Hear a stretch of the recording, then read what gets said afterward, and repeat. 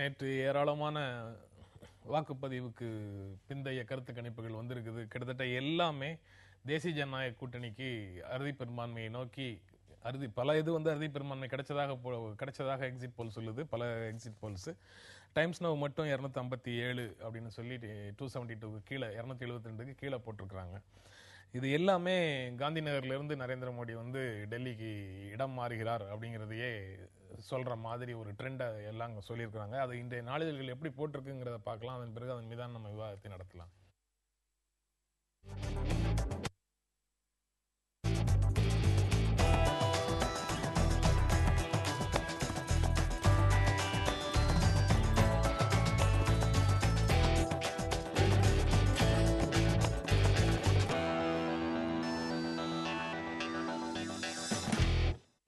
இந்த கருத்து கணிப்புகளுக்கு உள்ள ஏராளமான வேறுபாடுகள் இருக்கு.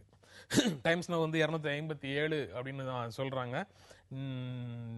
நியூஸ் 24 டுடேஸ் சாணக்கியா அந்த கருத்து கணிப்பு 340 தேசிய ஜனநாயக கூட்டணிக்கு கிடைக்கும்னு சொல்லி போட்டிருக்காங்க. ஸோ அதுல கிட்டத்தட்ட ஒரு 80 இடங்களுக்கான வேறுபாடு அதுக்குள்ள இருக்கு. மற்ற எல்லாமே அதுக்குள்ள இந்த ரெண்டுக்கும் 257ல இருந்து 340க்கு இடையில மற்ற எல்லாமே இருக்கு.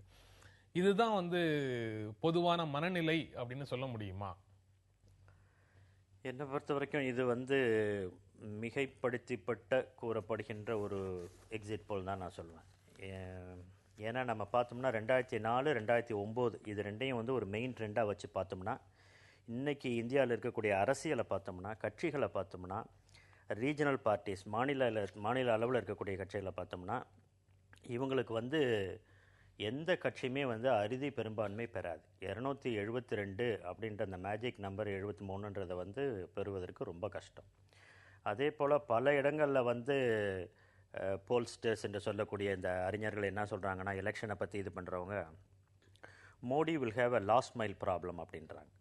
அதாவது இந்த ஒரு 200 220 அந்த கடைசியில் ஒரு 50 60 40 இதுக்கு மிகவும் சிரமப்படுவாங்க பிஜேபி அதை பெறுவதற்கு அப்படின்றது தான் இன்றைக்கி அதிகமாக இன்றைக்கி சொல்லப்படுகின்றது. ஏன்னா அந்த நாட்கள் போயிடுச்சு. ஒரு கட்சி அறுதி பெரும்பான்மை பெற்று வாக்களிக்கணும் அப்படின்றது போயிடுச்சு. ஒரு மீட்டிங்கில் வாஜ்பாய் நாக்பூரில் பேசும்போது சொன்னார், அடுத்த தடவை எங்களுக்கு நீங்கள் அதிகமாக நீங்கள் எங்களை பெரும்பான்மையாக நீங்கள் கொண்டு வரணும், 22 கட்சிகளை வைத்துக்கொண்டு ஆட்சி செய்வது எனக்கு கஷ்டமாக இருக்கின்றது என்று குறிப்பிட்டார்.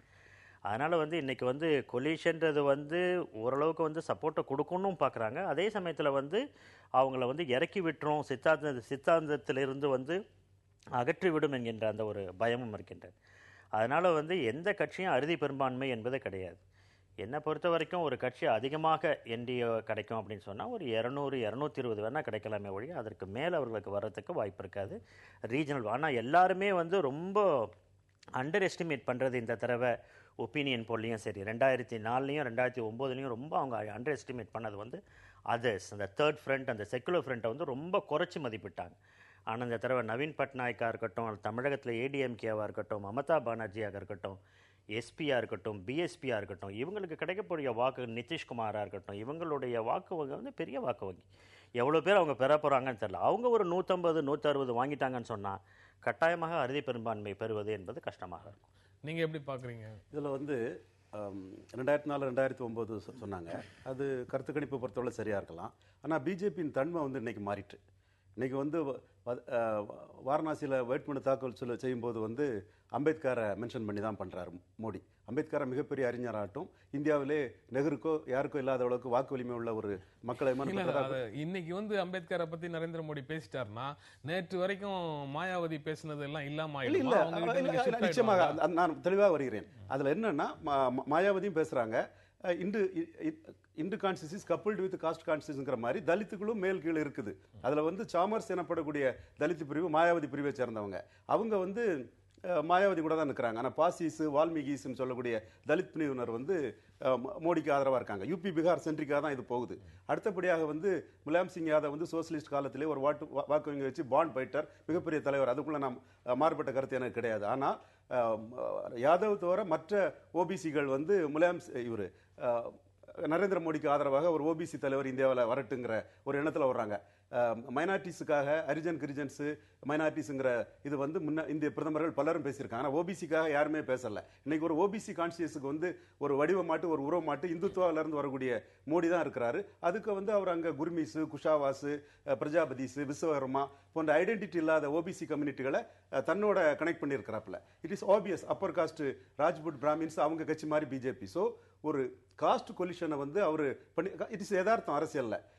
முலாயம் சிங் யாதவோட ஜாதி அரசியல் diamond should be cut by டைமண்ட்ங்கிற மாதிரி முலாயம் சிங் யாதவுக்கு அரசியலையும் மாயாவதி அரசியலையும் வந்து அவர் கட் பண்ணியிருக்காரா, அதுக்குள்ள முயற்சிகளை பண்ணியிருக்காரா. இன்னைக்கு வந்து 1984 இந்திரா காந்தி அசாசினேட் பண்ணதை விட அதிக போலிங் வர்றது காரணம் என்றால் இதுவரை ஓட்டு போடாத இந்த பிரிவு மக்கள் மோடியை பிரதமராக பார்க்க வேண்டும் என்ற ஒரு அடிப்படை, பல அடிப்படை டெவலப்மெண்ட் இருக்குது, இந்துத்துவா இருக்குது, அதில் இந்த ஓபிசிங்கிற ஒரு அடிப்படை இருக்குது. இந்த அடிப்படையில் யூபி பீகாரில் வந்து மாயாவதியையும் அவர் வீக்கன் பண்ணியிருக்காரு, முலாயமையும் வீக்கன் பண்ணியிருக்காரு, லாலு யாதவ் வீக்கன் பண்ணியிருக்காரு, நிதிஷ்குமார் குர்மியையும் வீக்கன் பண்ணியிருக்காரு. இதுதான் என்டிஏக்கு வந்து 250 சீட்டுகளை தெளிவாக கொடுக்கக்கூடிய ஒரு வாய்ப்பு கொடுக்கும். வைரத்தால தான் இருக்க முடியும் அப்படின்னு சொல்லி ஒரு ஸ்ட்ராட்டஜியில் பிஜேபி தேர்தலை சந்திக்குதுன்னு ரவீந்திரன் சொல்றாரு. இதே மாதிரி ஷியா பிரிவு முஸ்லிம்களும் கூட நரேந்திர மோடிக்கு ஆதரவாக வாக்களித்த மாதிரியான செய்திகளும் வருது. இதெல்லாம் எவ்வளவு தூரம் உண்மை? அதாவது உட்பிரிவுகளுக்குள்ள அரசியல் செய்து பாரதிய ஜனதா கட்சி தங்களுக்கு சாதகமான வாக்குகளை வாங்குது அப்படின்னு வரக்கூடிய செய்திகளை நீங்க எவ்வளவு தூரம் சரின்னு பாக்குறீங்க? அதாவது ஒன்று வந்து நம்ம முன்னாடி நம்ம குறிப்பிட்டது போல வந்து இந்த பிரிவு மக்கள் வந்து தெளிவாக சொல்வார்களா, உண்மையாக சொல்வார்களா, அல்லது வந்து ஓட்டு யாருக்கு போடுறோம் அல்லது போட போகிறோம் என்பது வந்து சரியாக சொல்லுவாங்களான்றதில் வந்து ஒரு பெரிய சந்தேகம் நமக்கு இருக்கின்றது. ரெண்டாவது வந்து அந்த ஓபிசின்ற அந்த ஒரு அடையாளத்தை கொடுத்ததே வந்து லல்லு பிரசாத் யாதவும் முலாயம் சிங் யாதவும் தான். இது வந்து வரலாற்றில் எல்லாருக்குமே தெரியும். அதனால் வந்து இன்றைக்கி பீகாரில் வந்து எல்லாரும் குறிப்பிட்டது என்னன்னா, திருப்பியும் வந்து ஒரு லல்லு அலை தான் வரப்போகின்றது என்பது தான். நிதிஷுக்கு கட்டாயமாக ஓட்டு குறையும். ஆனால் வந்து பிஜேபியை செக் பண்ணுறதா வந்து இவர் தான் லல்லுவை தான் இன்றைக்கி வந்து இது பண்ணுறாங்க, ஆர்ஜேடி தான் இன்றைக்கி வந்து இதாக இருக்குது அப்படின்னு சொல்லிட்டு சொல்கிறாங்க. அதனால் வந்து இந்த ஓபிசிக்கு அடையாளம் கொடுத்தவர்களை வந்து கட்டாயமாக வந்து மக்கள் வந்து மறக்க மாட்டார். நீங்கள் சொன்னதில் இதில் என்ன பாயிண்ட்னா, மறக்க மாட்டாங்க உண்மை. அவங்களே என்ன சொல்கிறாங்கன்னா, லல்லுவோ முலாயமோ பிரைம் மினிஸ்டராக வாய்ப்பு இல்லை, லெட் இவர் வரட்டு, மோடி வரட்டு, அடுத்தால அசம்பிளி வரும்போது நாங்கள் லல்லுவை பார்த்துக்குறோம், மாயாவதியை பார்த்துக்குறோம். அந்த மாதிரி தான் அந்த மக்களோட மனநிலை இருக்கிறதா தான் தகவல். ஆனால் மோடி வந்து அந்த அடையாளத்தை வந்து ஒரு பெரிய அடையாளமாக கொடுக்கல, ஓபிசி அடையாளத்தை வந்து ஒரு பெரிய அடையாளமாக அவர் கொடுக்கல. அதனால வந்து அது வந்து பின்தள்ளப்பட்ட ஒரு அடையாளமாக இருக்கலாம். இல்லை அரசியல் முன்தள்ளப்பட்ட அடையாளத்தை வைத்துக்கொண்டு மக்கள் வாக்களிப்பதற்கு வாய்ப்பு அதிகமாக இருக்கு. மல்டிபிள் ஃபேக்டர்ஸ்ல இதுவும் ஒன்று. இந்த ஃபேக்டரை மோடியை விட காங்கிரஸ் மோடிக்கு வந்து தெளிவாக கொடுத்துரு. மோடி அப்பர் காஸ்ட் காரங்கிறாப்புல, மெர்கண்டைல் கம்யூனிட்டி காரங்கிறாப்புல, ஓபிசிங்கிறாங்க. அப்பர் காஸ்ட் எல்லாம் போடு மோடிக்கு, மெர்கண்டைல் கம்யூனிட்டி எல்லாம் போடு மோடிக்கு, ஓபிசி எல்லாம் மோடிக்கு போடுங்கிறத காங்கிரஸ் பிரதான எதிர்க்கட்சியான காங்கிரஸே இந்த பிரச்சாரத்தை மோடிக்காக பண்ணி கொடுக்கிறது. காங்கிரஸ் அதுக்கு அந்த வேலை செய்ததுங்கிறது விவாதத்துக்குரிய இன்னொரு விஷயம்.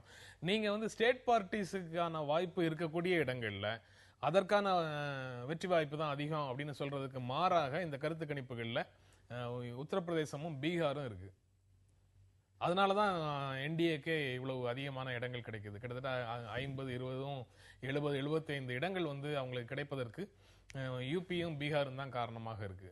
அதுல என்ன பிரச்சனையை பாக்குறீங்க? இந்த தடவை வந்து ஒன்று இதை பண்ண சாதாரணமாக வந்து நம்மளுக்கு யூபியை பொறுத்த வரைக்கும் நம்மளுக்கு வந்து 80 தொகுதிகள் அதுதான் வந்து நிர்ணயிக்க போகுது அப்படின்றதுல வந்து ஒன்றும் சந்தேகமே இல்லை.